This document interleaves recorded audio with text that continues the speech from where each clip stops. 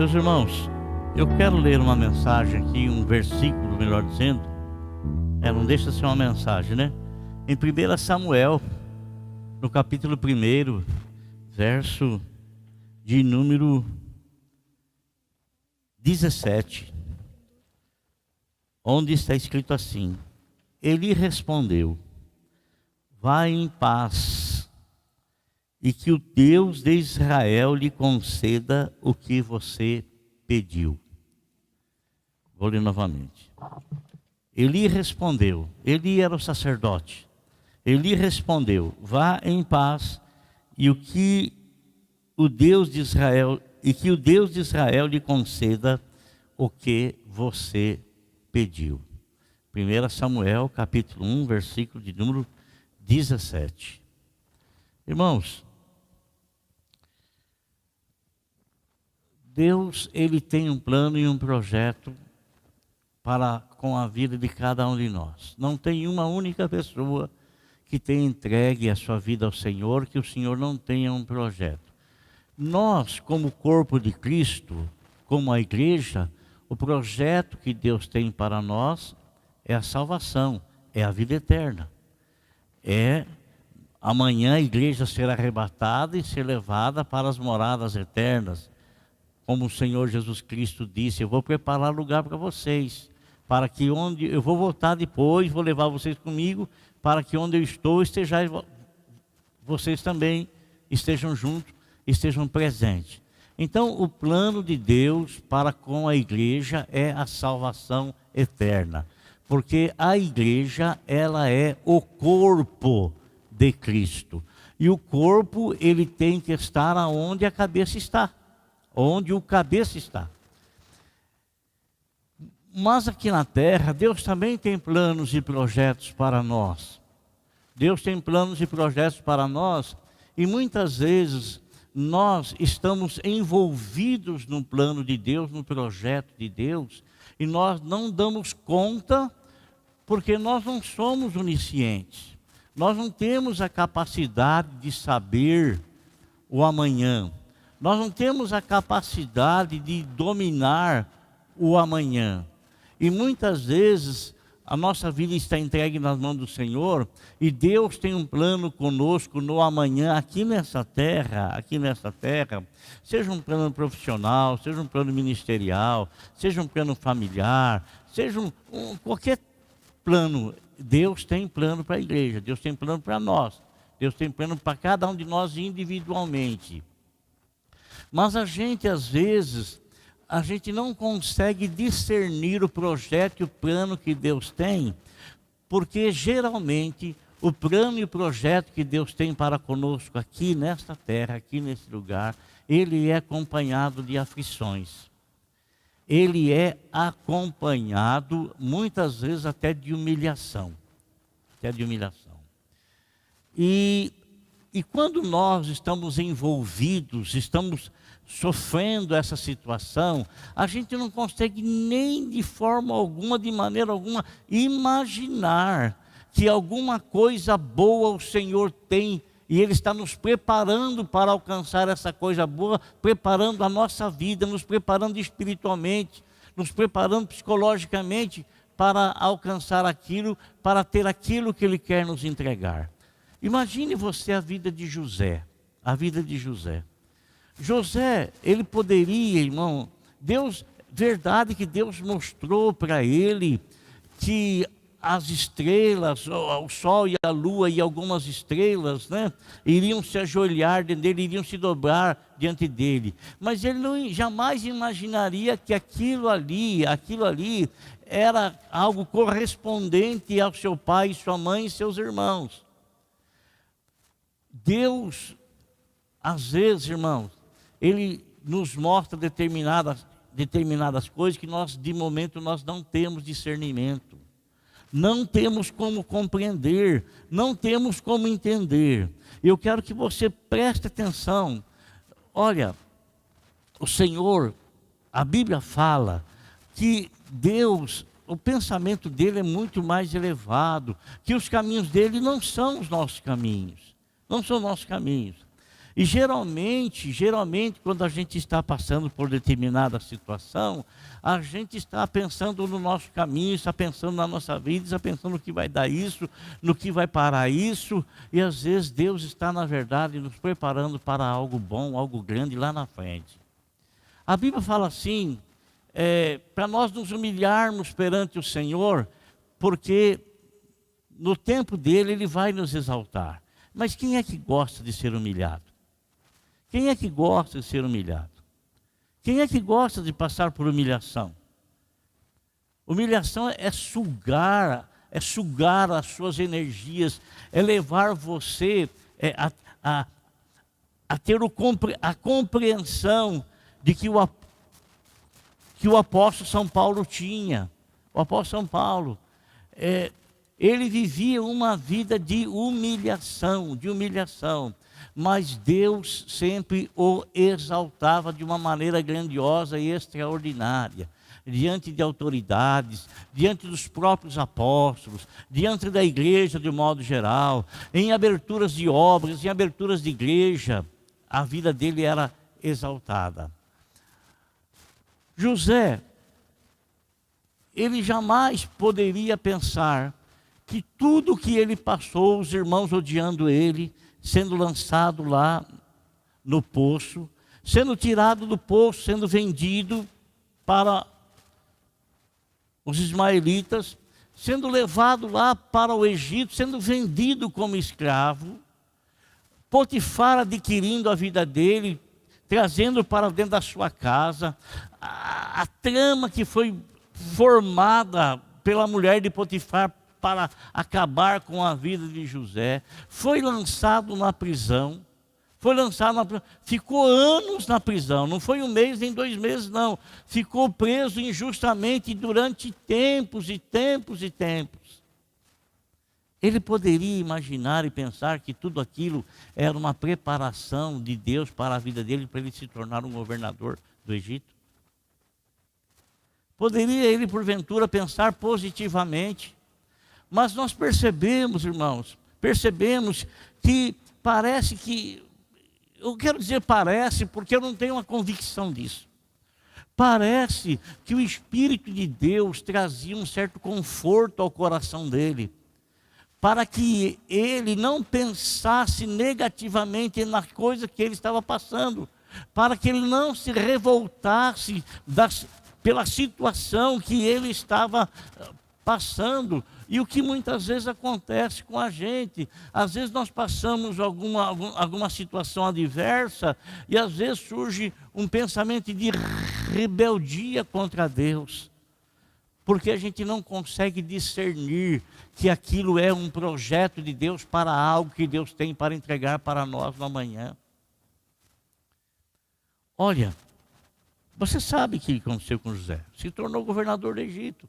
Depois que ele se tornou governador, foi que caiu a ficha dele, que ele teve a compreensão que tudo que ele passou, ele mesmo disse para os próprios irmãos, que tudo que ele passou, tudo, até mesmo ser traído pelos irmãos, até mesmo os irmãos iam matar ele na verdade, né? Até mesmo isso, né? Tudo foi Deus que permitiu que acontecesse para que o plano de Deus se estabelecesse.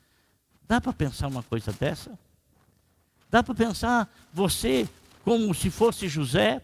Você está lá na cova, lá no poço lá. Dá para pensar? Naquele momento não tinha como pensar isso. Mas depois ele chegou à compreensão que ele percebeu que em tudo estava o domínio de Deus. Tudo. Toda a humilhação que ele passou, tudo que sucedeu na vida dele, estava acontecendo um ensinamento no seu interior, que só depois que ele foi o governador do Egito, que ele teve o discernimento disso, que ele captou essa mensagem. E olha, esse versículo que eu li aqui, de 1 Samuel, foi escrito pelo próprio Samuel. E logicamente, o que Samuel escreveu, ele escreveu porque passaram para ele as informações, porque está falando da própria vida dele, está falando da mãe dele, a mulher chamada Ana.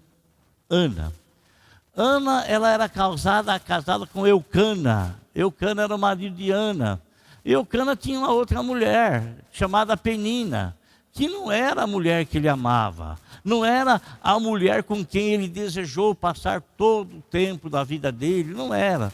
Mas a esposa dele era uma mulher estéril, isso é, ela não podia gerar filhos.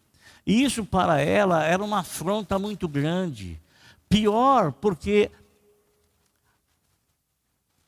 aquela com quem ela disputava o esposo, né?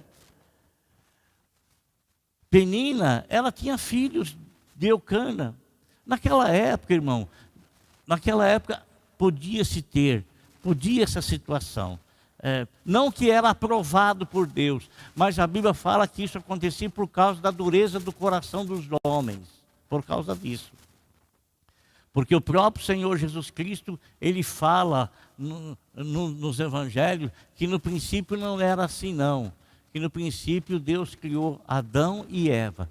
Toda outra forma que veio depois disso é antibíblica. Não tem respaldo bíblico, não tem. Né? E foi acontecendo por causa da dureza do coração dos homens. Né? O pecado foi se alastrando, foi endurecendo o coração do homem com respeito à revelação de Deus, à palavra de Deus. Então, essa mulher, Ana, ela vivia uma vida de humilhação. Né? Está escrito aqui no capítulo 1, versículo de número 7, está escrito assim, olha, 6, e porque o Senhor a tinha deixado estéril, sua rival a provocava continuamente, a fim de irritá-la. Então, ela não podia ter filho. A rival sabia que o marido amava a Ana tremendamente. Amava a Ana.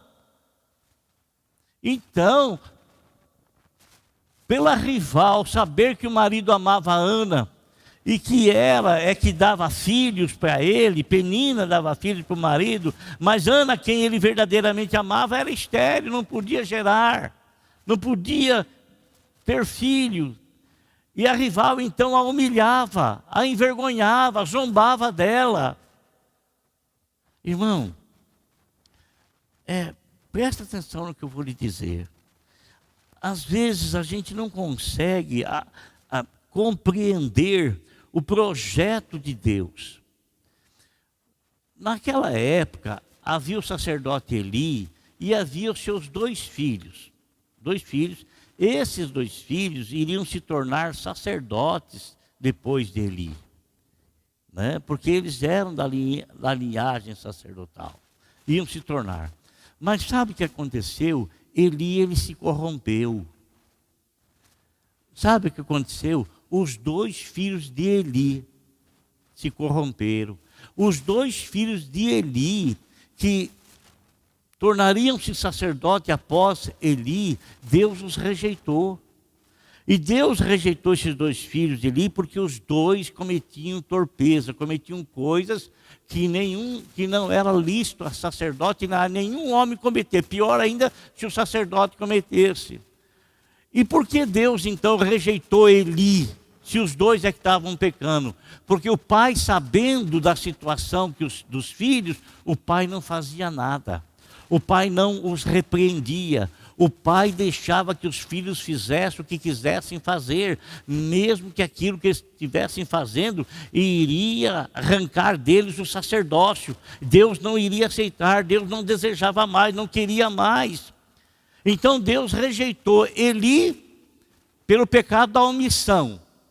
Sabendo que os filhos estavam cometendo coisa errada, não teve a ousadia, a autoridade de falar com o filho. Não teve autoridade. E os dois filhos que estavam cometendo coisas contrárias à palavra de Deus, à ordenação do Senhor, e que eles não se endireitavam. Então, o que Deus estava precisando, irmão? Deus estava precisando de um sacerdote. E esse sacerdote que Deus estava precisando, ele queria que esse sacerdote fosse consagrado a ele desde o ventre. Isto é, que ele fosse um nazireu. O que é um sacerdote e o que é um nazireu? Nazireu é uma pessoa consagrada a Deus desde o ventre. E a característica do nazireu é que ele não tinha seus cabelos cortados, seus cabelos eram longos e a sua barba também. Então o nazireu era assim, cabelos longos e barba longa. Por isso o Senhor Jesus Cristo também, ele era o nazireu, ele era consagrado a Deus desde o ventre. Por isso que o Senhor Jesus Cristo tinha cabelos longos e usava barba também, porque ele era um nazireu. Então Deus estava precisando, mas veja o plano de Deus, irmão, veja o projeto de Deus, veja, olha como que Deus traça as coisas, olha como Deus, ele determina a rota, determina o caminho, e a pessoa não percebe, mas é Ele que está direcionando, mesmo quando ela está em crise, mesmo quando ela está em dificuldade, mesmo quando ela está sendo humilhada, mesmo quando ela está sendo envergonhada, mesmo quando ela está sendo zombada. Ana estava sendo zombada, humilhada, e Deus estava precisando de um sacerdote que fosse consagrado a Ele desde o ventre. E Ana cansou de ser humilhada pela sua rival, muito embora o marido dela a amava tremendamente. O próprio marido disse para ela: mas eu sou melhor para ti do que 10 filhos. Eu cuido de você melhor, eu trato de você melhor. Chegou o momento que Ana foi ao templo para orar. E a Bíblia nos fala que ela se ajoelhou e ela começou a chorar, com a alma angustiada, a alma angustiada. E ela expôs diante de Deus a sua humilhação, a sua vergonha. Senhor, o Senhor me cerrou a madre, eu sou estéril, eu não posso gerar, eu não posso ter filhos.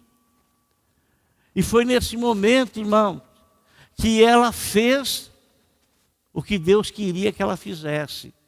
Ela disse para Deus: Senhor, se tu me deres um filho, eu vou consagrá-lo a ti desde o ventre materno. Ele vai ser um nazireu, eu não vou permitir que ele corte o cabelo e nem a barba. Desde o ventre ele vai ser consagrado. Irmão, quando ela estava orando lá angustiada, o sacerdote Eli estava numa cadeira observando e vendo melhor ela balbuciar, não ouvindo nada. E ele pensou que ela estava embriagada. E ele falou para ela: mulher, até quando é que você vai ficar aí diante do vinho? Até quando você vai... Ela disse: não, eu não sou filha de Belial. Eu não me demorei diante de vinho nenhum, não. É que a minha alma está angustiada, porque Deus, Ele cerrou a minha madre. Eu quero gerar e não posso gerar. Eu quero ter filho e não posso ter filho. Aí o sacerdote Eli disse para ela que isso que eu li para vocês agora. Versículo 17. Ele respondeu: vá em paz, e que o Deus de Israel lhe conceda o que você pediu. O que Deus de Israel lhe conceda o que você pediu. Irmão, quem sabe você, eu não sei, você está nos assistindo. Eu não conheço a vida pessoal de ninguém, eu não conheço o íntimo de ninguém, não sei de nada da tua alma, não sei nada do teu coração, não sei de nada. Mas muitas vezes, irmão, Deus está tendo um plano magnífico conosco, só que a gente não consegue enxergar, a gente não consegue discernir, a gente não consegue ver, a gente não consegue, porque está além do nosso alcance. Mas se a nossa vida ela está sendo dominada pelo poder de Deus, se a nossa vida ela está sendo orientada pelo poder de Deus, se na verdade nós oramos um dia colocando a nossa vida diante do altar do Senhor, e o Senhor nos viu, o Senhor ouviu a nossa oração, o Senhor nos recebeu, o Senhor nos aceitou, e a partir desse momento o Senhor traçou um plano para nós, um projeto para nós, aqui nessa terra, na nossa vida espiritual, individualmente, cada um de nós, e coletivamente como igreja. o arrebatamento, os céus, mas individualmente cada um de nós aqui teremos uma função dada pelo Senhor, cada um de nós, e essa função que às vezes o Senhor quer nos dar, antes que isso venha se manifestar, o Senhor vai preparar o nosso coração, e às vezes o preparo é um preparo de humilhação, é um preparo de dor, às vezes é um preparo que a gente não gosta. Vai lá, Jeremias, vai lá na casa do oleiro lá, vai lá observar uma coisa. E Jeremias foi lá na casa do oleiro. Quando ele chegou lá, ele viu o oleiro fazendo o quê? Trabalhando barro. Trabalhando barro. O oleiro estava mexendo barro, mexendo barro, mexendo barro, mexendo barro. E de repente o oleiro, na sua perspicácia, ele começa a fazer um vaso bonito, mas muito bonito, muito bonito, muito bonito, muito bonito. E quando está quase completo o vaso, quase, ele encontra uma impureza no barro, não há impureza no oleiro, não há impureza na mão do oleiro, a impureza está no barro. O barro não está pronto ainda para ser completamente trabalhado e ter o formato do vaso que o oleiro está dando para ele. Então o que acontece? O vaso se despedaça. O oleiro desiste do vaso? Não. O oleiro pega o barro novamente, amassa o barro, põe mais um pouco de água, deixa mais maleável, e ele começa a mexer novamente, começa a trabalhar. É assim que Deus faz conosco. E o apóstolo São Paulo, lá na frente, ele fala assim: porventura, o barro tem poder para dizer para o oleiro: por que você me faz assim? Por que você está me fazendo desse jeito? Por que você está mexendo desse jeito com a minha vida? Por que o senhor está fazendo? Ele tem essa autoridade? Não tem. O que ele tem que fazer? Se humilhar na mão do oleiro e ter a convicção de que o oleiro vai fazer um vaso daqui, ó. Daqui. Muito bem feito, muito bem trabalhado. Um vaso que poderá ser admirado. O barro não é admirado, é admirado o barro? O barro não é admirado. Mas quando o barro é trabalhado, é feito um vaso, e esse vaso tem a forma da mão do oleiro, que ele pensou, que ele imaginou e trabalhou com a mão para deixá-lo perfeito. Aí quando for um vaso, muitos poderão admirar: olha que coisa mais linda, olha que coisa mais bonita, olha que coisa tremenda. Mas você não sabe o que é que o vaso sofreu, o que o barro sofreu. Não sabe. Não sabe. Ana, ela estava chorando demais, estava aborrecida demais, estava abatida demais. E ela não conseguiu perceber que aquilo tudo era uma preparação de Deus. Deus tem que usar o homem. Quem é que Deus vai usar? Vai usar anjo? Não vai. Deus tem que usar o homem para que os projetos dele se estabeleçam. Tem que me usar. Tem que me usar. Tem que usar você. Tem que usar cada um de nós. Tem que usar aqueles que são membros da igreja dele. Tem que usar os membros individuais. Cada um de nós. É ele que...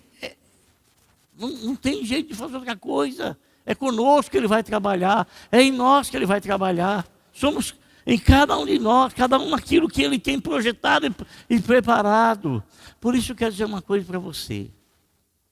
Você sabe que muitas pessoas, irmãos, eles ficam muitos anos dentro da igreja e eles não conseguem ter a forma que o oleiro quer dar a eles, porque eles estão sempre olhando o outro vaso. Olha, aquele vaso, eu queria ser igual aquele vaso. Ela canta tão bem, eu queria cantar também, mas Deus não escolheu você para cantar. Deus escolheu ela para cantar. Enquanto você fica olhando para ela, fica admirando ela e querendo ser igual a ela, o plano de Deus na sua vida não acontece. Por quê? Porque você está querendo ser aquilo que Deus não escolheu para você ser. Você está buscando ser aquilo que Deus escolheu para você ser. Então, o que é que nós temos que fazer? Deixa Deus trabalhar o teu coração. Deixa Deus trabalhar a tua vida. Ele vai fazer algo extraordinário com você. Vai trazer algo maravilhoso com você. Irmão, não adianta eu olhar a vida, um exemplo aqui, do pastor Mário de Oliveira, do pastor Silas Malafaia, de outros pastores aí que são grandemente usados por Deus. Eu quero ser igual, não adianta. Aquilo é para eles. Deus trabalhou no coração deles para aquilo lá. Deus não trabalhou no meu coração para ser igual a eles lá. Deus trabalhou no meu coração para ser aquilo que Ele quer que eu seja. Não é? É isso. Então, Ana, irmão, quando ela recebe essa palavra de Eli, que Deus te responda, que Deus te abençoe, que Deus faça conforme o teu coração está pedindo, está desejando. A Bíblia nos fala, irmão, que no momento em que ela disse para o Senhor, é a minha interpretação, no momento que ela disse para o Senhor, Senhor, se tu me deres um filho, eu vou dar para o Senhor, vou dar para a tua obra, vou dar para o teu trabalho. Foi aí que ela recebeu a bênção. A Bíblia nos fala que ela foi para a casa dela, Eucana, o marido dela, entrou, tiveram relação e ela se viu grávida. Se viu grávida. O que ela fez ao desmamar a criança? Ela fez aquilo que ela havia prometido. Ela levou a criança no templo. E desde a mais tenra idade, Samuel, ele aprendeu os ofícios no templo. Ele não tinha muito discernimento, era uma criança ainda, mas ele foi aprendendo, ele foi aprendendo, ele foi aprendendo, ele foi desenvolvendo. Ele era uma criança ainda, irmão, pelo amor do nome de Jesus. Eu fico muito aborrecido, no sentido de que a pessoa vem na igreja, irmão, pelo amor de Deus, vem, ao invés de ouvir a palavra de Deus, fica se distraindo com outras coisas. Entra na igreja, senta na igreja, me dói o coração, você pega o celular, não está vendo nada de Deus, não. Está com fone de ouvido, não está vendo nem quem está cantando, nem está falando aqui na frente da igreja. Que falta de respeito. Não é? Que mentalidade é essa? Que cabeça é essa? Não é? Então, Samuel, desde a mais tenra idade, aprendeu no templo. E ele aprendeu no templo, sabe de que forma? Olhando a vida dos sacerdotes, olhando o ofício dos sacerdotes. Até o momento em que Deus falou com ele. Deus o chamou, ele era adolescente. Deus disse, Samuel, Samuel. E ele não sabia discernir a voz de Deus ainda. E Deus queria falar com ele, pelo amor do nome do Senhor, amado. Deus, Ele quer falar individualmente com cada um de nós. Eu quero trabalhar a tua vida. Eu quero fazer isso para você. Eu quero fazer isso na tua vida. Eu quero usar a tua vida para o engrandecimento do meu reino.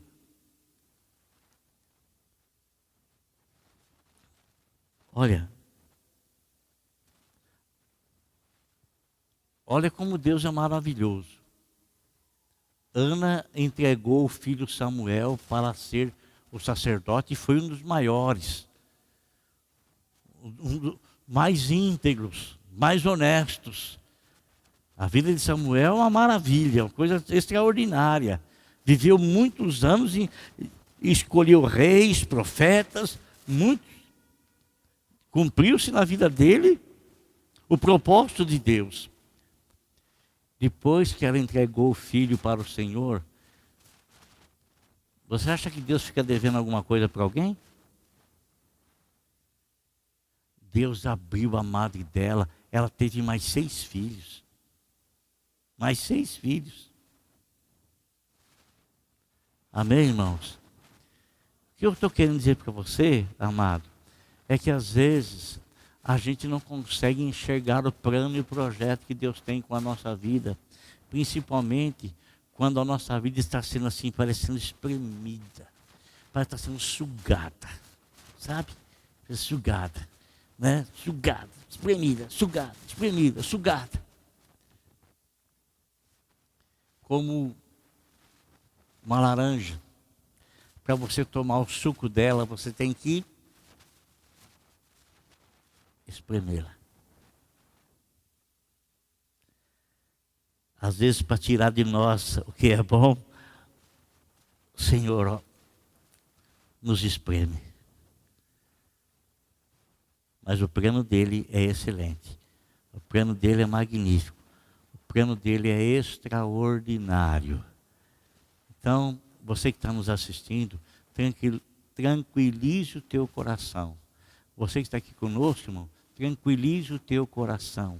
Em meio às suas lutas e dificuldades, Deus, Ele tem um plano, tem um projeto que às vezes você não enxerga. Você quer sair daquela situação o mais rápido possível. Você quer, mas você não tem controle sobre isso. Você vai sair na hora que Deus quiser tirar.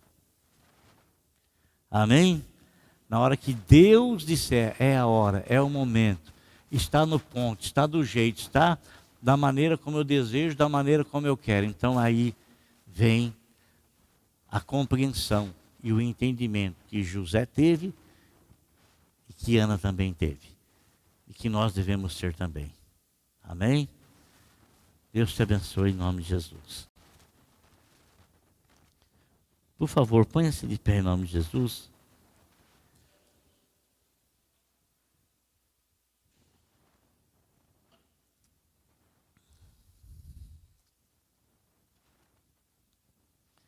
Senhor Deus, Pai querido e amado,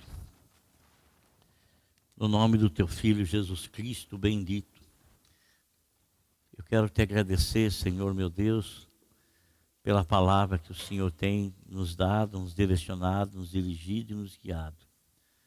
Deus, em nome de Jesus, Senhor nosso Deus, agradeço ao Senhor pela vida de cada irmão. Eu quero, Deus amado, que cada um dos teus filhos tenha tranquilidade no coração. Eu quero que cada um dos teus filhos, ó Senhor, saiba que a vida dele continua no teu controle. Porque, Senhor, Ele é o barro e o Senhor é o oleiro. É o Senhor quem tem o controle.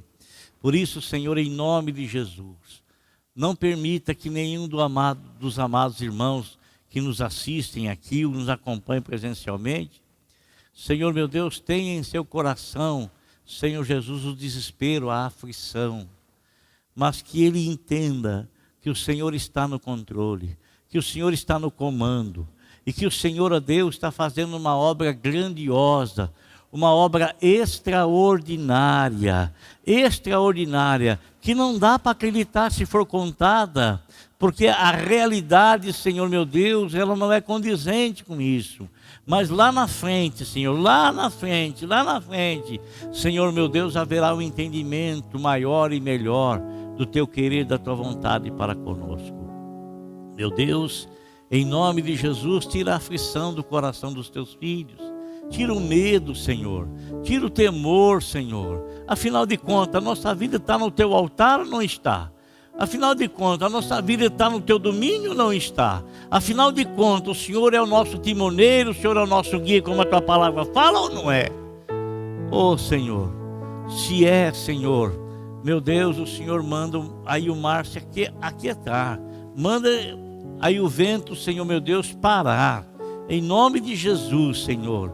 E faz o barco desse meu irmão, Senhor, meu Deus e meu Pai, que ele está agitando com os seus pensamentos. Ele está agitando a vida dele, Senhor meu Deus e meu Pai, com os seus pensamentos negativos, com as situações contrárias que ele está passando e vivendo. Mas o Senhor é o timoneiro, o Senhor é o guia, o Senhor é o orientador, o Senhor é o abençoador, o Senhor, meu Deus, é aquele que domina a nossa vida. Por isso eu te peço, Senhor, abençoe a todos esses teus filhos. Abençoe. O Senhor disse, ó, deixa-vos a minha paz vos dou. O Senhor disse, vocês vão ter aflições, mas fiquem animados, animem-se, tenham bom ânimo, animem-se na esperança. Meu Deus, em nome de Jesus, tranquilidade à alma do meu irmão, tranquilidade ao coração do meu irmão, tranquilidade, Senhor meu Deus e meu Pai, na casa dele, na família dele. Paz, ó Senhor, na casa dele, na família dele. Paz, ó Senhor, no lar dele. Paz no lar desse meu irmão. Saúde nesse lar, saúde nessa família. Saúde, Senhor, e paz. Paz que excede o entendimento. Meu Deus, saúde, Senhor, meu Deus, realizada pela cura da nossa alma, pelo poder do Teu Espírito Santo. Em nome de Jesus, ó Deus. Em nome de Jesus, ó Deus. Em nome de Jesus, ó Deus. Ajuda Teus filhos, Pai. Ajuda os Teus servos no dia a dia. Senhor, meu Deus, ajuda-os, meu Deus, pessoalmente, individualmente, psicologicamente, na alma deles, ó Senhor. Ajuda, Senhor. Ajuda, Senhor, meu Deus, na casa, na família. Ajuda, Senhor, meu Deus e meu Salvador. Ajuda na família. Ajuda, Senhor, meu Deus, meu Pai querido, no trabalho. Ajude, Senhor, a cada um dos Teus filhos, a cada um dos Teus servos, para a Tua honra, para a Tua glória e para o Teu louvor, ó Deus. E eu oro, Senhor, meu Deus, em favor de todos eles, pedindo a Tua bênção, pedindo a Tua misericórdia, e certos, ó Deus, que o Senhor, na verdade, está nos tratando com misericórdia. Em nome de Jesus Cristo eu oro e Te agradeço. Amém.